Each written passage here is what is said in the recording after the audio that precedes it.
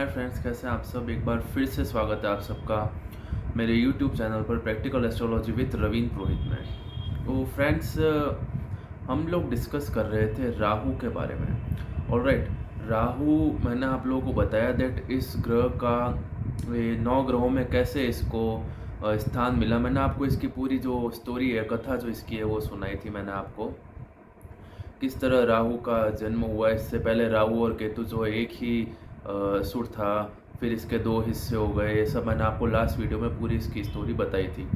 मैंने आपको इसके नेचर के बारे में बताया था। आज और भी आगे थोड़ा आपको राहु के बारे में समझाऊंगा। ये एक बहुत ही मिस्टीरियस प्लैनेट है, अजीबोगरीब मिस्टीरियस प्लैनेट है ये। तो और इसके डिस्कशन को जो है कंटिन्यू रखूँगा आप लोगों के सामने। बट उससे पहले हर बार की तरह एक बार फिर आप सबसे रिक्वेस्ट है दैट प्लीज़ लाइक कीजिएगा मेरे वीडियो को, जितना ज़्यादा हो सके शेयर कीजिएगा मेरे वीडियो को, एंड काइंडली सब्सक्राइब करना ना भूलिएगा मेरे यूट्यूब चैनल को। अगर आप नए व्यूअर है तो पास में बेल आइकन दबाना ना भूलें, बिकॉज ऑफ दैट जब भी मैं वीडियो अपलोड करूँगा तुरंत आप लोगों के पास नोटिफिकेशन आ जाएगा। ऑलराइट, तो अब स्टार्ट करते हैं आज का जो डिस्कशन है। देखिए, राहु जो है, मैंने आप लोगों को लास्ट वीडियो में भी बताया था, ये एक छलावा है। मतलब इसमें खुद में कोई पावर नहीं है। हालांकि नेचर से ये बदमाश है, ये कनिंग है, ये जातक के माइंड में बदमाशी बढ़ता है। अच्छा, बदमाश ये प्लेनेट है। जब इसकी दशा आती है, अगर नेगेटिव वे में विराजमान हो जाए तो उसका माइंड जातक का ये बार बार विचलित करता है। अगर चंद्रमा के साथ विराजमान हो जाए तो उसे मानसिक जो है रूप से प्रताड़ित करता है। चंद्रमा और सूर्य ये राहु के बहुत बड़े दुश्मन हैं, क्योंकि मैंने आपको बताया था लास्ट वीडियो में भी, जो इसकी कथा है कि इसको सर्वभानु दैत्य को सूर्य और चंद्रमा ने ही वेश बदलते हुए देखा था जब वो अमृतपान कर रहा था देवताओं के साथ बैठ करके, और उन्होंने ही इस चीज़ की कंप्लेन जो है भगवान नारायण को की थी। उसके बाद ही राहु का मतलब जो सर्वभानु दैत्य है उसका सुदर्शन चक्र के द्वारा भगवान नारायण ने मस्तिष्क जो है उसका जो सर और धड़ जो है उनके वो अलग कर दिए थे सुदर्शन चक्र से। ऑलराइट, ये सब मैंने आपको बताया था लास्ट वीडियो में। तो देखिए, जो सूर्य और चंद्रमा से जिस कद्र की बैर रखता है राहु, वो दूसरे किसी भी प्लैनेट से नहीं रखता है। ऑलराइट, ये एक तरह का ग्रहण योग होता है।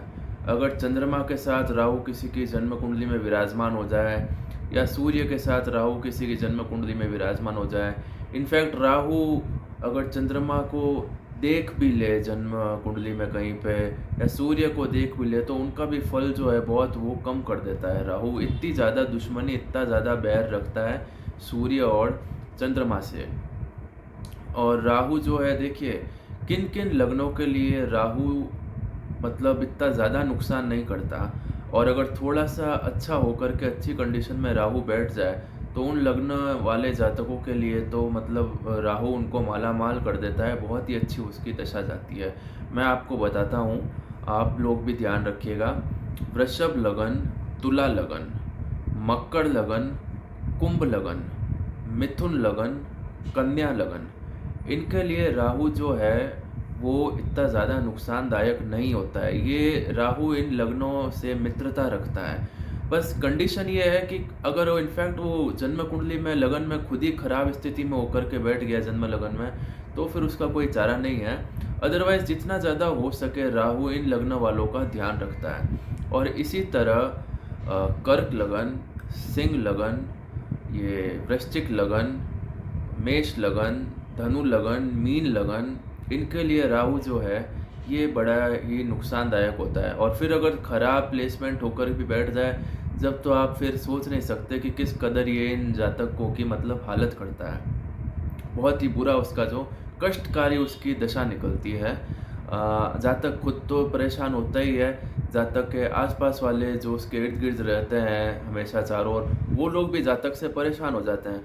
मतलब वो इस कदर से जातक को प्रताड़ित करता है अगर ख़राब कंडीशन में विराजमान हो जाए किसी जन्म कुंडली में, कि जातक खुद तो बुरी तरह परेशान होगा ही, जातक के आसपास वाले भी उसको देख देख करके परेशान हो जाते हैं। ये एक तरह की मतलब राहु की मैं आपको फल बता रहा हूँ। ऑलराइट, इसके बाद राहु जो है ऐसा माना जाता है, महर्षि पाराशर का मत है कि वृषभ राशि में और मिथुन राशि में ये राहु की उच्च राशियाँ हैं। अब कोई लोग राहु की जो उच्च राशि है वो वृषभ को मानते हैं, तो कोई लोग राहु की जो उच्च राशि है वो मिथुन को मानते हैं। इसके बीच इन 2 राशियों के बीच हमेशा जो कॉन्फ्लिक्ट है वो ज्योतिषियों के बीच में हमेशा रहता है। कोई कहता है वृषभ राशि जो है राहु की उच्च राशि है, तो कोई कहता है कि मिथुन राशि राहु की उच्च राशि है। मेरा मानना है दैट दोनों ही राशियों में, भले ही वो वृषभ हो या मिथुन, राहु जो है अपना हमेशा इन राशियों में अच्छा फल ही देते हैं। इसी तरह जो नीच राशि जो है राहु की, वो कोई कहता है वृश्चिक राशि है, तो कोई कहता है धनु राशि है। तो ये भी हमेशा कॉन्फ्लिक्ट रहता है। राहु, देखिए आप खुद सोचिए कि एक ये ऐसा ग्रह है जो आज तक ज्योतिषों के बीच में भी इसके कॉन्फ्लिक्ट रहता है कि नहीं ये अच्छा है, नहीं ये खराब है, नहीं ये इस राशि में अच्छा है, नहीं ये इस राशि में अच्छा है। तो मतलब ये कितना डिस्टर्बिंग और कितना कंफ्यूजिंग ग्रह है। एक मिस्टीरियस प्लैनेट की मैं उपाधि देना चाहता हूँ राहु को। ये एक हाईली मिस्टीरियस प्लैनेट है, रहस्यमय ग्रह है ये। मतलब इसका फलार्थ कर पाना बहुत ही मुश्किल है और बहुत ही कठिन है। अच्छे से अच्छे जो ज्योतिषी होते हैं वो भी राहु केतु का सही ढंग से फलार्थ नहीं निकाल पाते, क्योंकि ये एक रहस्यमय ग्रह है। आप सोचते हो कि राहु उच्च राशि में बैठा है मेरा, तो इसकी दशा लगते ही मैं तो माला माल हो जाऊंगा, और फल एकदम उल्टा आ जाता है। कोई सोचता है कि राहु मेरी तो नीच राशि में है, कि इसकी दशा आने से पहले ही वो आदमी जातक जो है वो डरने लग जाता है कि मेरे इसकी दशा आने वाली है, और ध्यान पड़ता है फल जो है वो बहुत ही अच्छा जा रहा है। तो ये एक कन्फ्यूजिंग और मिस्टीरियस प्लैनेट है। छाया ग्रह भी है। कॉन्सेप्ट जो होता है छाया ग्रह का, वो मैंने आप लोगों को लास्ट वीडियो में समझा ही दिया था। आज आपको राशियों के बारे में बताया मैंने, उच्च राशि क्या होती है राहु की और नीच राशि क्या होती है। अब बात करते हैं मूल त्रिकोण राशि की।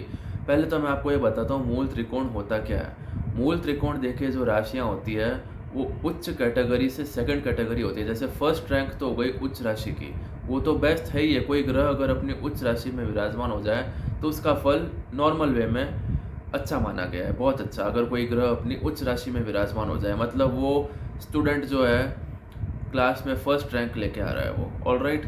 अब मूल त्रिकोण राशि जो हो गई वो जस्ट सेकंड कैटेगरी होती है उच्च राशि की, राइट। तो मतलब सेकंड रैंक, ओके। तो राहु की मूल त्रिकोण राशि जो है वो कुंभ राशि मानी गई है।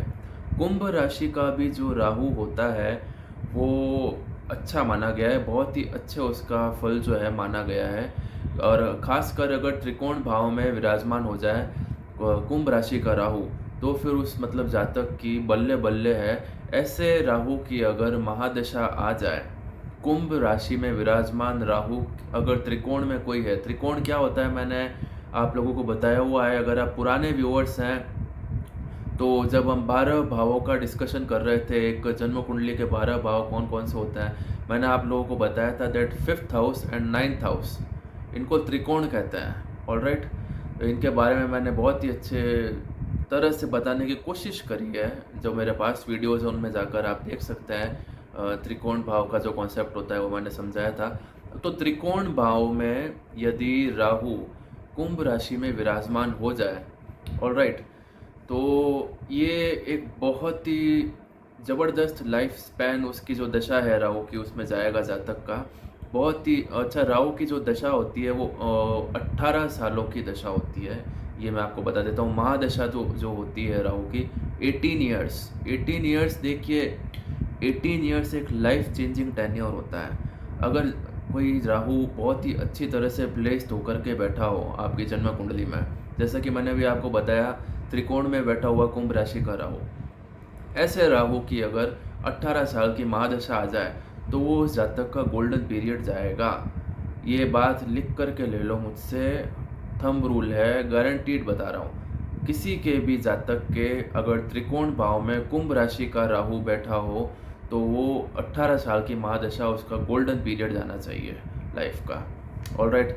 मेरे ऐसे मिलने वाले जातक हैं एक, उनके कुंभ राशि में राहु बैठा था और उसकी 18 ईयर्स की उनकी महादशा उन्होंने भोगी है, और वो उनका गोल्डन पीरियड रहा। हर तरफ से उनको काफ़ी फ़ायदे हुए। और इसी तरह त्रिकोण भाव में अगर वृषभ राशि का या मिथुन राशि का भी राहु बैठ जाए तो वो बहुत ही अच्छी उसकी दशा जाती है। मेरे एक और करीबी कोई हैं, उनके नवम भाव में सेकंड त्रिकोण जो होता है उसमें वृषभ राशि का राहु विराजमान है। वो इलेक्शन उन्होंने जब राहु की अंतर्भुक्ति थी उससे पहले फाइट किया था इलेक्शन, वो उसमें हार गए। काफ़ी मेहनत की, ज़बरदस्त मेहनत की, नाम भी बहुत अच्छा था, सब कुछ था, बट दशा फेवर में नहीं थी, हार गए। लेकिन कुछ साल हुए, 1-2 साल हुए और राहु का प्रत्यंतर दशा आया, त्रिकोण भाव में बैठा हुआ वृषभ राशि का राहु, और वो एक नहीं 2 इलेक्शन एक साथ जीत गए अलग अलग जगहों पे। ये राहु का ही तो खेल है। ये राहु एक इसीलिए बहुत ही मिस्टीरियस प्लैनेट है। इसका फलित जो है वो उसकी गणना कर पाना इतना आसान नहीं होता है। ये मैं आप लोगों को बार बार समझाना चाहता हूँ। ऑलराइट, तो मैंने आपको बताया राहु की उच्च राशियाँ कौन कौन सी होती है और नीच राशियाँ कौन कौन सी होती है।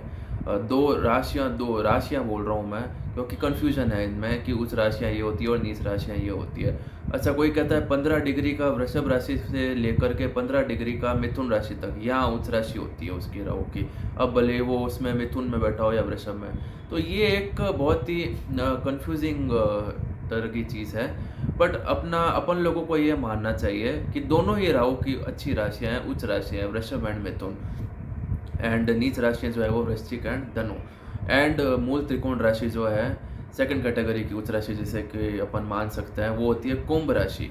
इसी तरह राहु की, अच्छा अब बात करते हैं खुद की राशि। राहु जो है वो किस राशि का स्वामित्व रखते हैं, तो मैं आपको बताना चाहूँगा राहु कन्या राशि का स्वामित्व रखते हैं, ऐसा माना गया है।